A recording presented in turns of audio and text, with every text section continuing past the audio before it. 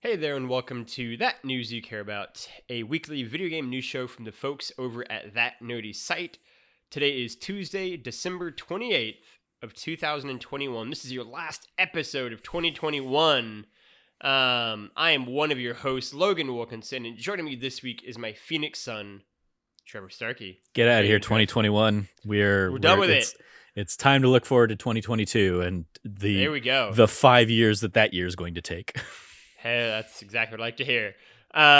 Yes, we're looking back on 2021 on the predictions we made a year ago now, and how good our crystal balls looked when we made our predictions for the new year.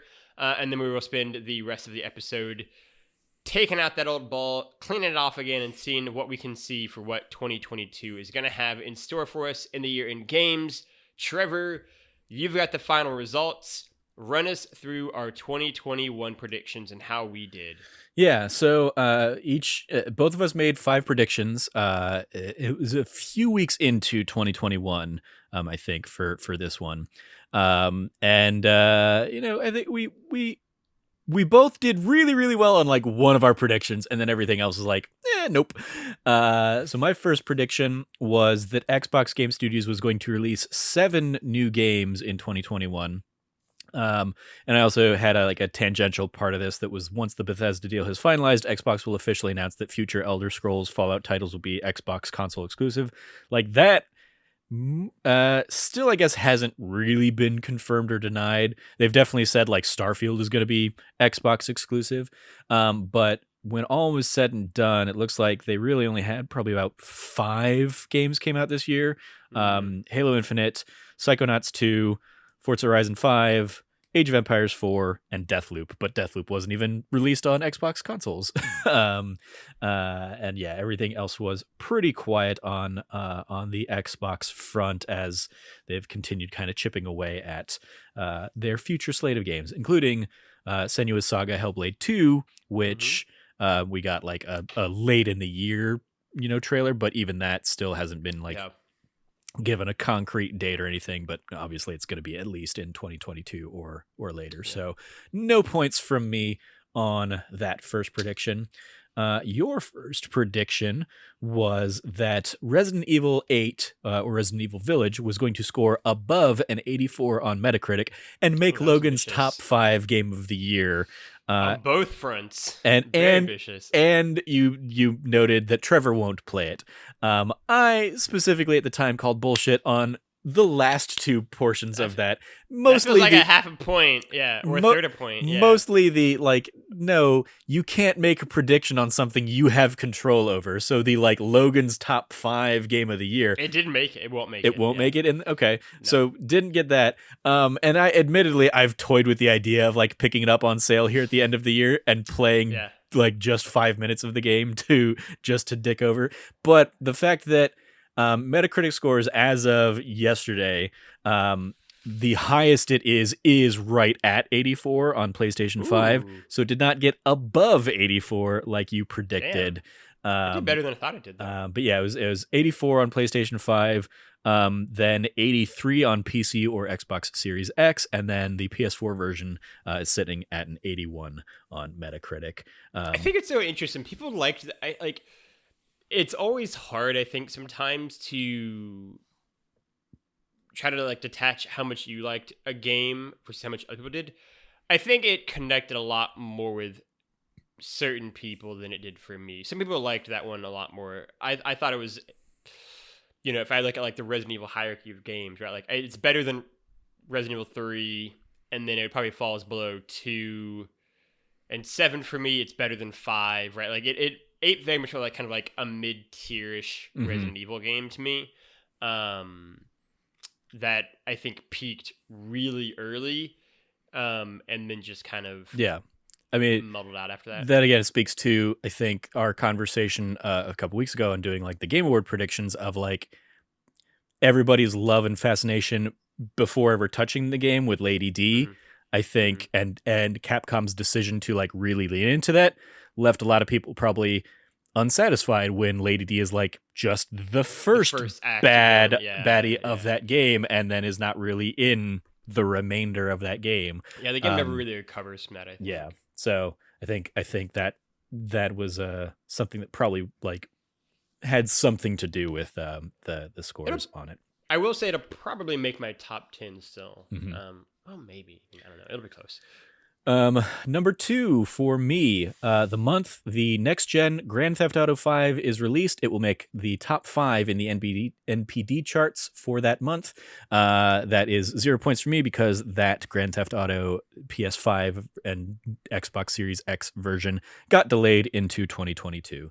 So, no dice on that one for me. It's a good prediction though. Yeah, and I mean I like when we get ahead to our 22 predictions, there was a part of me as I was thinking through this stuff last night where I was like, I could probably just take all of the ones that I didn't get right this year and just remake them for 2022. And because I very much think, I don't know where that falls within like because that might now also be like the same, like it might be coming out the same month as like Horizon Forbidden West and Elden Ring and stuff like that.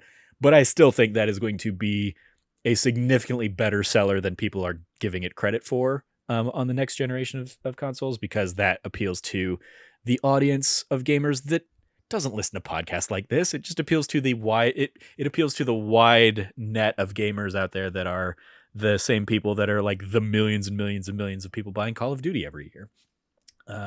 So I think it'll still do really well, but yeah, no points on that one for me.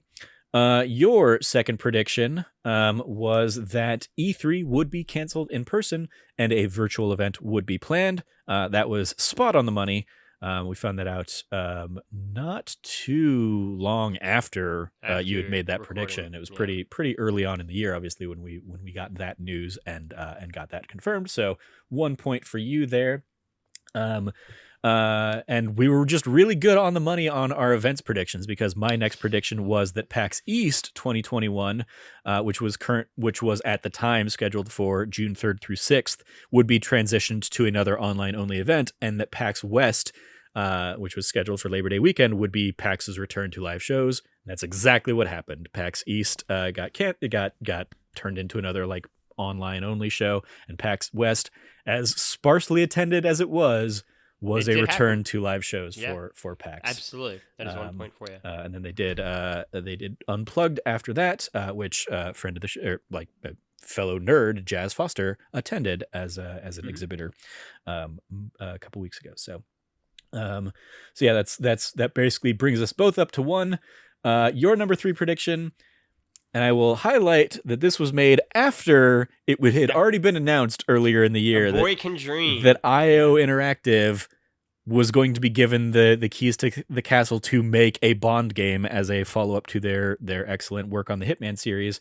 Logan predicted that we would get a 007 Nightfire remake announced for the PS5 and Xbox Series X. Crickets on that. Nothing to that. Stand by it. You know what I mean? A boy can dream.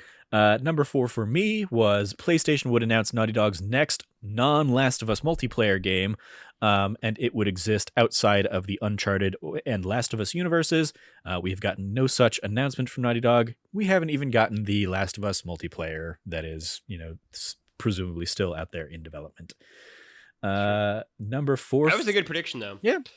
Number 4 from you was that the PlayStation 5 would sell 22 million plus units this year. Per a Forbes article from late October, they had only hit lifetime sales to date of 13.4 million by the end of their September 30th quarter. So they would have to basically have doubled their sales to hit that by the end of this year. So I'm gonna go ahead and call this one a no. But if we find out news at the end of January that somehow they fought through the global chip shortage and were able to not only provide but then also sell 22 million units over the course of the year, I'm not opposed to keeping an eye out for this one next year in January and giving you the point for it. But it doesn't look like it's feasible that's going to happen. I don't think I fully understood the continuing level of the supply shortage would have on not just PlayStation, but Xbox too, right? Like they're all being to the point where this isn't a prediction, so I can just say it. Like, I will be very curious if the PS5 ends up being the only PlayStation console outside of the PS3 that doesn't hit 100 million units sold. Because having such a delayed start for its first few years. And then at a certain point, they're just going to start working on the PS6, right? Like, I really do wonder what its lifetime sales will look like, right? Because it came out, it was 2019 is when it came out, right? No, it came out last year, late last year, 2020. It came out late 2020? Yeah. The PS5? Am I right? Is that really? Yeah. Both consoles are a year on the Time's market. A flat circle. Yeah. Okay, so that's a little bit better than I thought it was 2019, and then the pandemic hit. But yeah, I mean, it is. I will say, like, at this, even at this pace, it's pretty much on pace with the PS4. It's just that, like, you can never find it on shelves. Yeah, demand is so much higher than it even was for the PS4, and supply just can't meet it. So that's definitely something. Like, it just sees how long that supply chain situation lasts, obviously. Yeah, I did not end up going this route for one of my predictions, but one of my predictions that I considered was, like, we would be looking at this a year from now, and the supply chain shortage would have still continued to impact, and basically it still would have been like the consoles or luxury items that basically you're still having to pretty much try and get, like, as soon as they drop. They're still not being sold in stores and stuff like that. Which is incredible. Which is crazy, obviously. To think about. I to your point of, like, whether this hits 100 million or not, I think the slow start to this generation, or perceived slow start, because again, like, it's on pace with PS4. I think I think it will maybe just be a longer generation, because it kind of had this, like, stagnated, like the PS3, start, Xbox 360 a little bit. Too. Yeah, I think, and a good point, and especially if they end up doing, like, a PS5 Pro Slim, mid cycle kind of a boost in stuff. I think it'll be just that much longer until we get a PS6 generation. That's a good point. But I think it'll still it still has the potential, I think, to hit that. So then my final prediction was Nintendo would announce Super Mario Odyssey 2, and meanwhile Breath of the Wild 2 wouldn't be featured in a direct until at least July 2021. I, of course, did not factor in the E3 component of that, and so, of course, we did see, an element of Breath of the Wild 2 at in like E3 time in June, and there was never any announcement of Super Mario Odyssey 2, so that'd have been rad. That'd have been a rad announcement for Odyssey 2, though. Yeah, big old goose egg. You had good predictions on that one for me. And then your last prediction was a very ambitious God of War 2, now known as God of War Ragnarok, of course, does come out in 2021. Obviously, that has been pushed, and we'll see whether or not it even makes it in 2022. Who knows? Yeah, that was the one that I think at the time I was like, this is definitely... That was arguably shakier than the night for one. I'm just like, we have no information about this game other than the title. They said 2022. Or 2021 at the time. I'm gonna believe them. Yeah. I'm not surprised that one did not happen. It's a tie. Yeah. Yep. We tied at 1, so no winner of this bet. We'll just kind of, when we hang out in a couple weeks, we'll just each enjoy our own Portillos, except for the fact that you do owe me Portillos for the Game Awards victory that I have. I do want to shout this one out. One of my alternates was that I should have gone with, and I've, like, highlighted here in my doc, that Logan would still not play The Last of Us Part 2. And I definitely would have gotten the point for that one. So sure would have. Shame. It was really interesting. I had a conversation with a really good friend of mine, and we were talking about just games and everything and the pandemic, right? And I think, especially in last summer, I just had no desire. The Last of Us Part 2 is such an interesting... You stepped on a Logan landmine. Mm-hmm. The Last of Us Part 2 is such an interesting situation where, obviously, it's a sequel / conclusion, right, to my favorite game of all time. But it's also one where we talked about this a little bit last summer. when we kind of did our recap of the original Last of Us. We played that through again, right? And how there are very few there are very few ways The Last of Us Part 2 goes well for me, and a lot of ways where it goes badly for me, right? Both in terms of the expectation game, right? Like, how do you follow up your favorite game of all time? It's a pretty hard thing, right? How do you follow up your favorite entertainment, properties, whether it's your favorite movies, right? Like, in Star Wars, the jump from episode 6 to episode 1 was a harsh detour, right? Like, in James Bond, right? Like, your favorite movie to the next favorite movie, in plays or books or anything, usually your favorite thing is not followed by one of your other favorites. And also because The Last of Us is super fucking dark.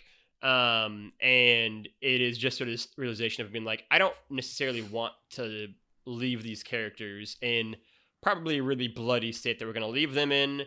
In the aftermath of a pandemic, in the midst of a pandemic. Yeah.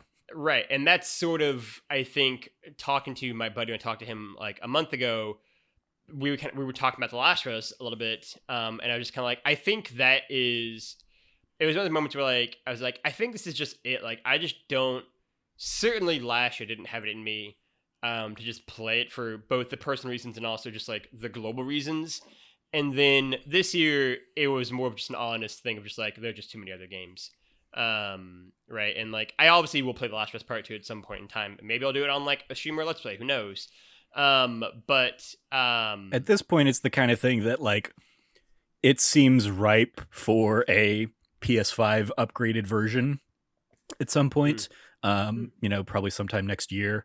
That seems like a perfect time for you to hop into it. But yeah, I'm curious, right? And if for nothing else than for the like incredible performances that I'm sure Ashley and Troy gave, as well as Laura Bailey, I believe, that they're all phenomenal actors and actresses, and so if for nothing else, I'm excited to see it for that. But yeah, I did not play it in this year. I guess that's one where like theoretically I could have like screwed you over in the last like 3 days. You're just out of spite to like play it because you didn't say finish it. Yeah. But yeah, I have not. That leads us to our 2022 predictions. Trevor, do you want to go first? Do you want me to go first? I'll let you decide. Let's throw to you first. All right, I will go first then.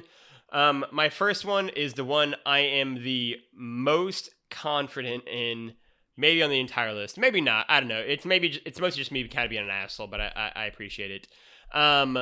The Legend of Zelda Breath of the Wild 2 will get delayed from its current release window to later in the year, next year, whenever. It'll just get delayed from where it is currently scheduled to be released at, is what I have. Is it currently scheduled to be released anywhere?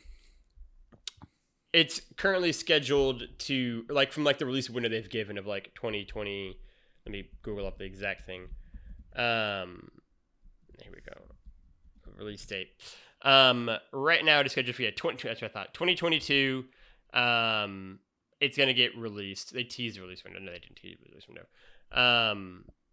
It's going to get just delayed. They will announce another delay for this game. What I mean, so if it doesn't have a set release window now, then that's what I'm trying to like hone in on. Like, are you saying that it's going to be bumped out of 2022? Not necessarily, right? Like, if they, come out in, what is it? It's December, I guess now. If they come out in January or whatever, and, or February, March, and just say, we're pushing the game back a few months to November of 2022, right? If they had, like, in their mind, they'd have been working on it for, like, spring, and then say they're pushing it to, like, that now. But, I mean, I would argue they've not announced it for spring, so that's not pushing it back. That's just still hitting that 2022 date that they're looking for. So are you saying like scenario, they would say it will be we're pushing it to this? Oh, yeah. I mean, but they never say that. But okay, so just in terms of like, let's try and like nail down a time frame. You're thinking either it gets delayed out of 2022 or it gets delayed to like end of 2022. Fall 2022. It's not exactly. So it will not be in like the first half of the year. Yes, 100% right. I mean. Sure, we'll go with that. My frustration with this prediction is like that it could be slated for the fall, and that's not a like because they've not given a date for it yet. That would just be like, oh, that's just when it's going to end up coming out. So I like it would be. It's weird that would like that you would get a point for that for that if it's not really a delay of the game, I guess.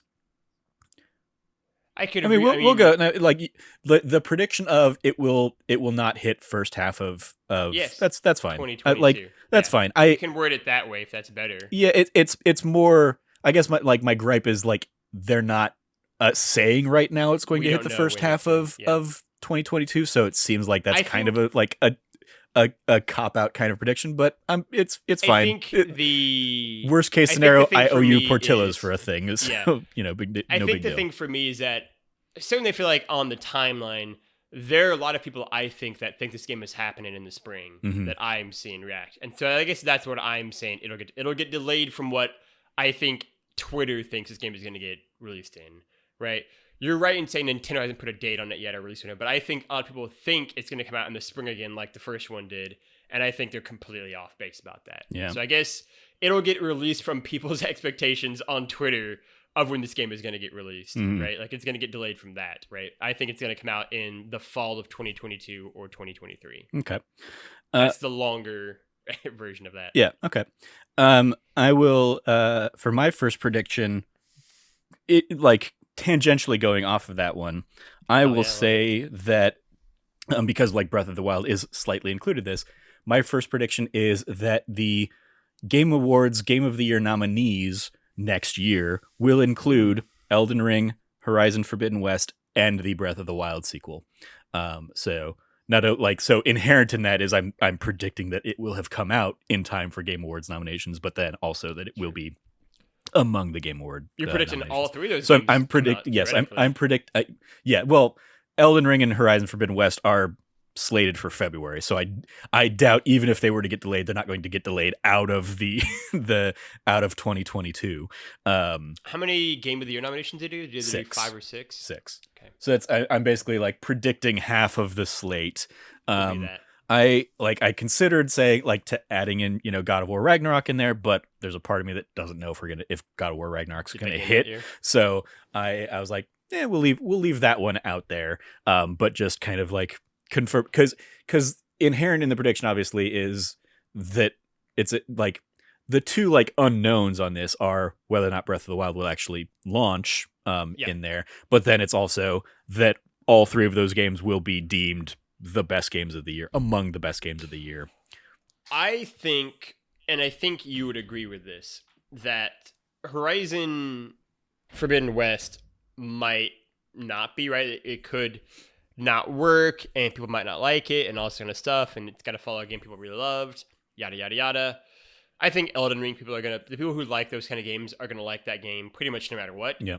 And then I think the one that I'm the most confident of being on the list is Breath of the Wild 2. For the simple reason that I don't know if there's ever been a Zelda game released since Ocarina of Time that hasn't appeared on that respective years. Certainly nominations for Game of the Year. Yeah.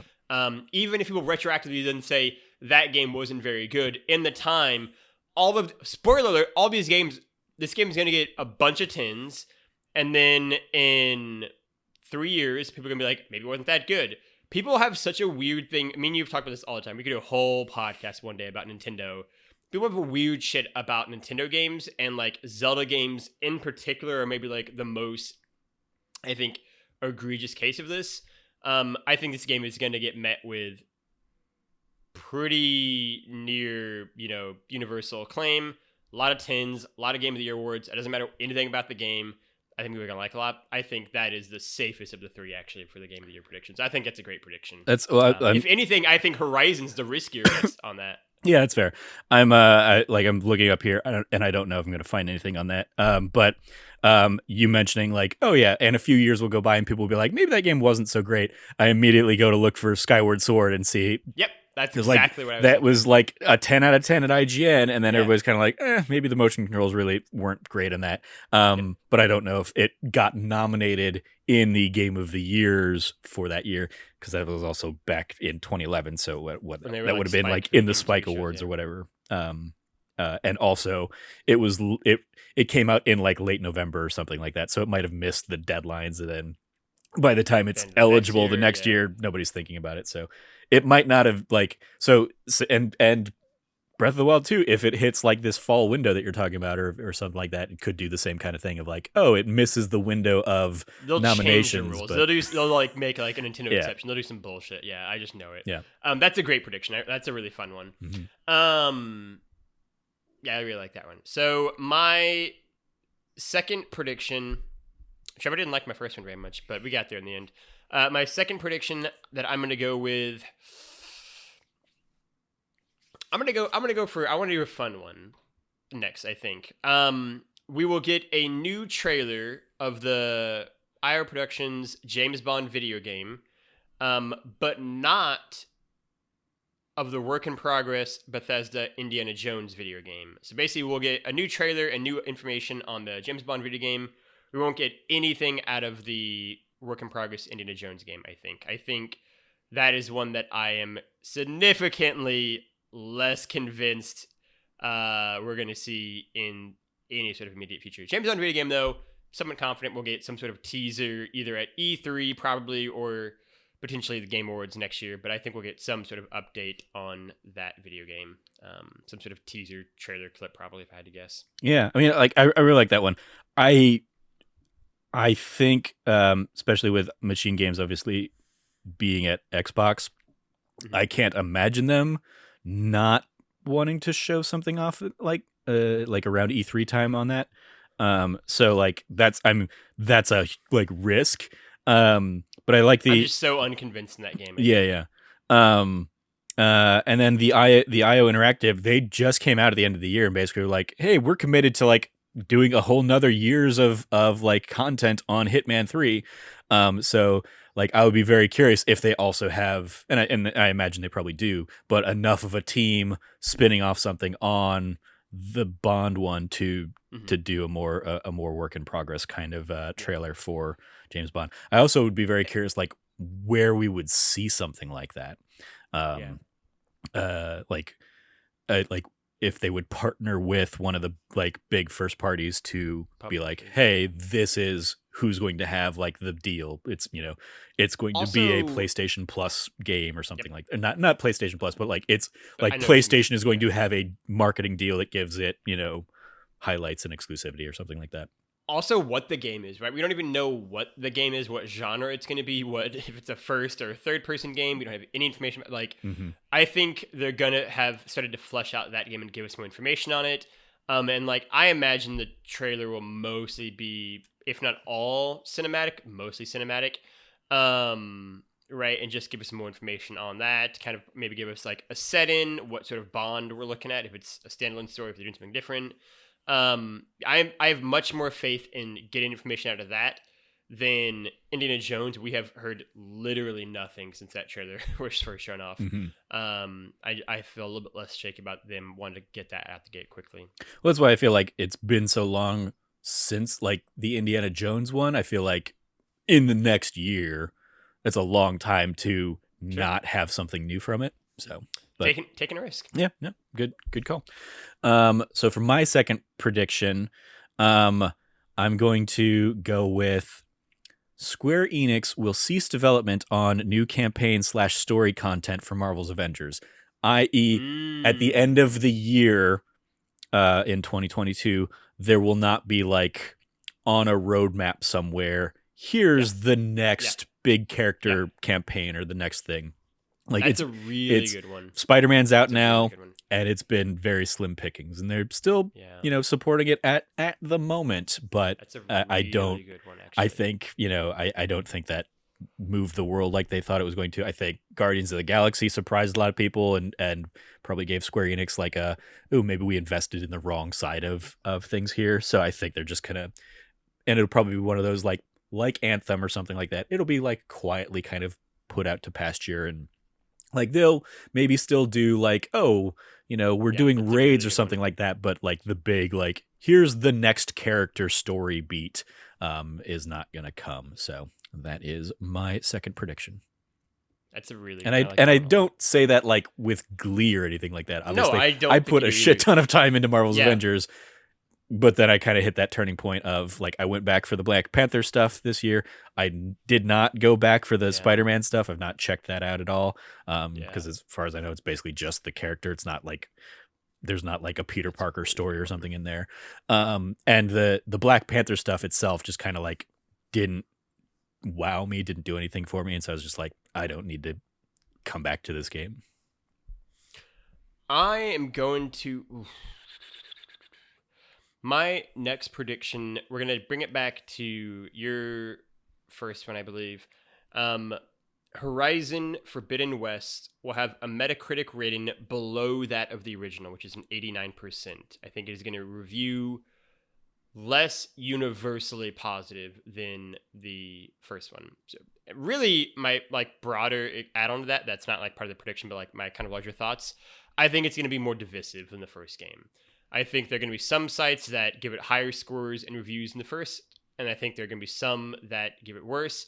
Again, tying back into your conversation we just had about James Bond, I think it's going to be hard to follow up the success and kind of the more universal acclaim of the first one. Mm-hmm. The irony being, I will probably enjoy this version of Aloy and Horizon more than I did the first version of Aloy and Horizon. Yeah. But I think it will review below the 89% of Horizon. Okay. Since you've given Metacritic one, I'm gonna give you one of my alts that was I'm not gonna actually use as there, but it was in the same vein of like let's do a Metacritic thing. And my prediction was that Suicide Squad, Kill the Justice League, would have a Metacritic score of 8 or more points higher than the Gotham Knights game. And the debate of like Rockstar versus or Rocksteady versus WB Montreal would just continue of like, oh, they're just going to constantly live in people's shadows. That's a really good one, Trevor. That's one of my alts. Not going to use that one because you already kind of hit on a fun little Metacritic one there. That's a really good one though. That's a great. I don't. 8 points was like a lot. It does. I mean, it's way less than the spread between like the other Arkham games and Arkham Origins. So is it really? Yeah, I guess even Arkham Knight, that's crazy. Yeah. So I looked at it. I was like running the numbers, like what. I landed on like the gist of what that prediction would have been before I landed on like the number that I was going to go with. But it also is very much banking on both of those games coming out this year. And I don't necessarily know if both of them will. So I'm happy to let that one just be a food for thought, fun conversation one. Instead, I will go with my number 3, and probably my biggest and boldest one here is that PlayStation will launch a direct Game Pass competitor that includes day one access to PlayStation first party stuff in 2022. That's a great one. I'd hope God help us. No. That's a great prediction. I really, really hope, and I think it'll be a huge boon for PlayStation and kind of neutralizing one of Xbox's really signature biggest kind of perks. I hope that'd be a great fan service thing to do. Yep. That's a really good prediction.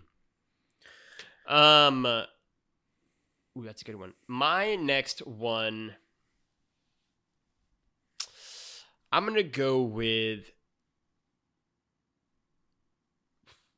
Yeah, I'm gonna do it.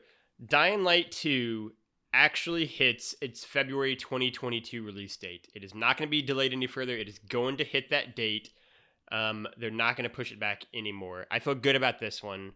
I feel only moderately good about it, but I'm excited for Dying Light 2. That's the first part of the prediction. It's a 2-part prediction. Okay, cool. Because I'm like, it's already been delayed enough.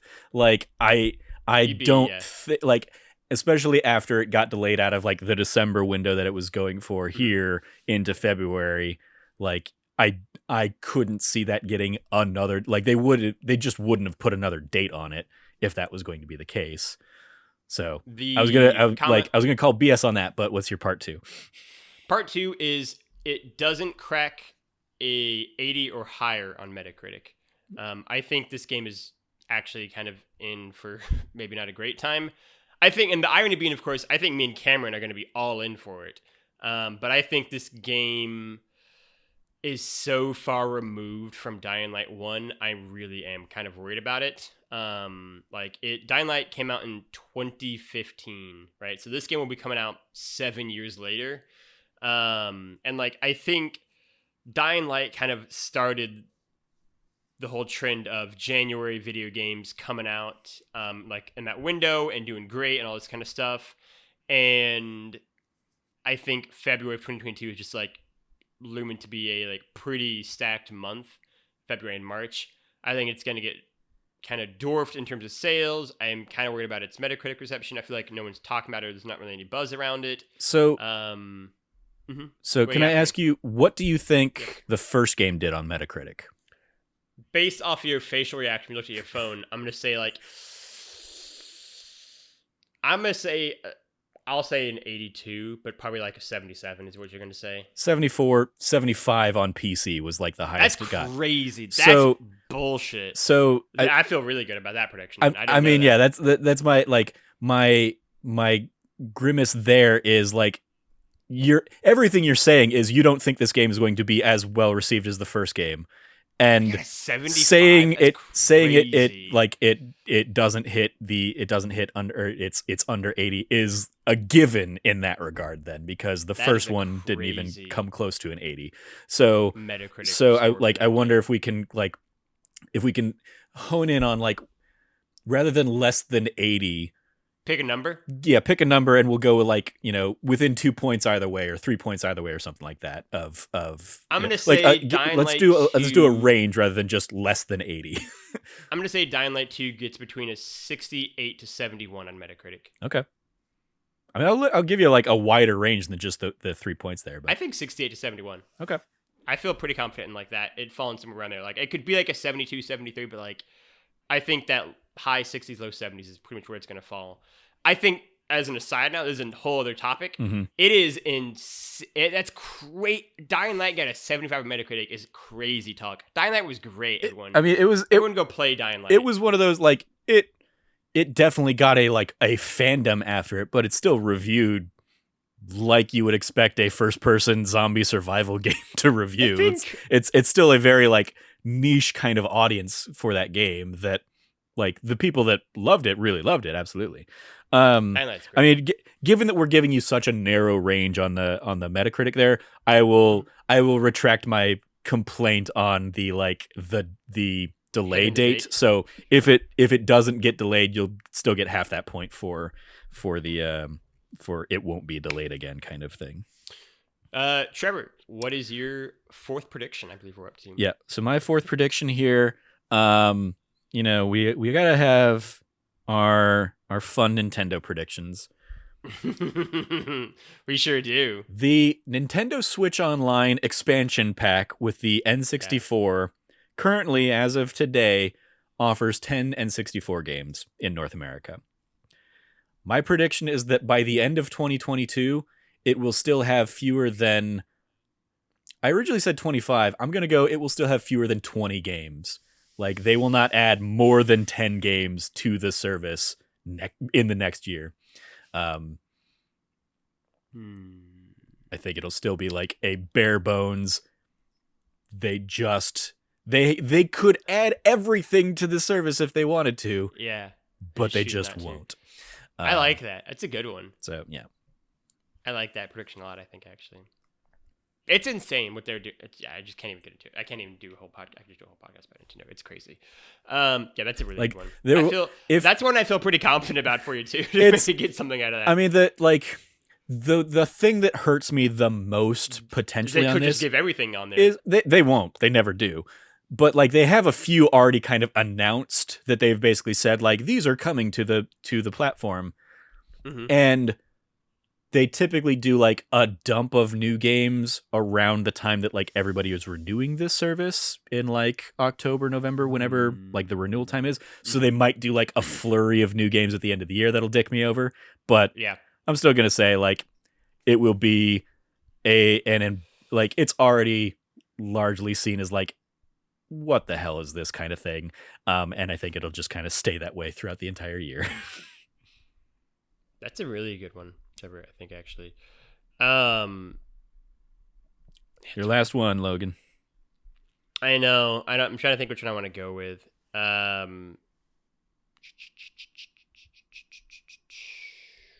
I think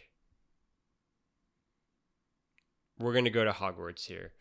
I think, and this is gonna be like the one that's like the most bullshit thing. It's gonna like screw me over.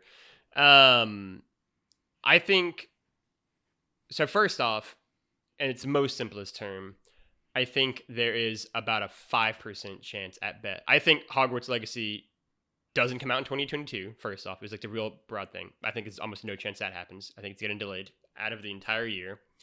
I think part 2 is to kind of help placate things.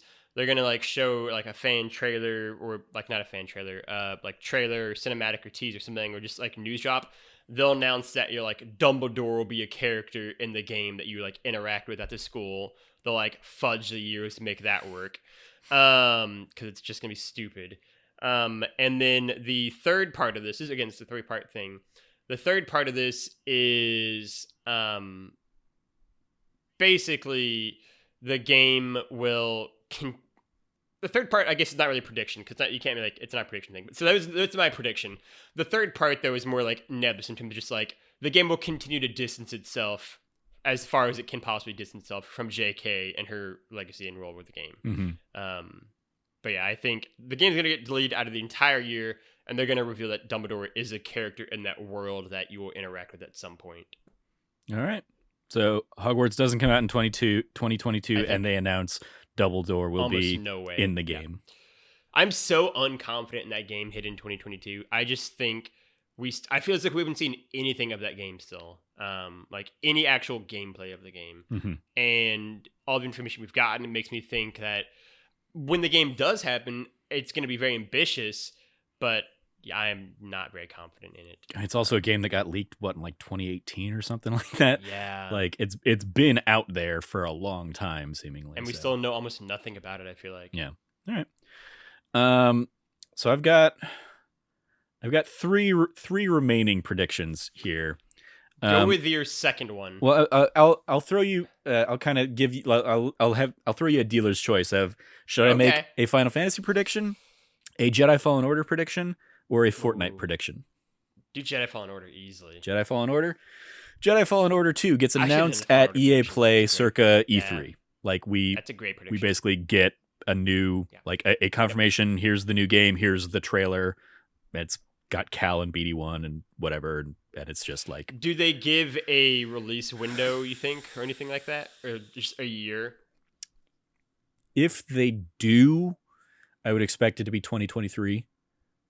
But was more really just focusing on like they will announce it kind of specifically at whatever the EA Play thing around E3 is, because again EA does their like they're not really tied to E3, but they still typically do stuff at E3 or around E3, so it might be like a month later or something, I think, like they did last year, but it'll be at whatever that big like summer conference is that they do, and it'll just prediction. Be like it like feasibly it'll be like here's the one more thing, and it'll be like Jedi Fallen Order, but not like it being the last one more thing is not the prediction. It's just that's where they'll show it. That's where they'll announce it.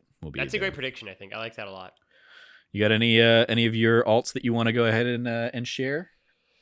No. Just save them for a future year. I mean, I'll say since I kind of teased them already, my Final Fantasy one, and the reason I was happy to kind of kick it for something else, was a simple Final Fantasy 16, which we were supposed to find out more about this year, and they just kind of came out a couple days ago and said like, hey, we wanted to give you more information this year. Sorry, we didn't do that. But my prediction is that that'll just get a 2023 release date, but that'll be an alt. And then my Fortnite prediction was, in the spirit of the Ariana Grande tie-ins and stuff like that there will be a musical event in Fortnite, either featuring Olivia Rodrigo or Taylor Swift. in 2022. Olivia Rodrigo. It won't be Taylor Swift. That's a great I prediction. mean, I think the thing is big enough, and if they're getting The Rock in there, they can get anybody. So, but yeah, That's a good prediction. we'll instead go with that Jedi Fallen Order prediction as my final prediction. So there you have it. Those are our predictions for 2022. I feel pretty good about this. I think we can do better than one. If you like what you heard, that is the show. Thank you for listening. Trevor, did you have any shout outs you wanted to give?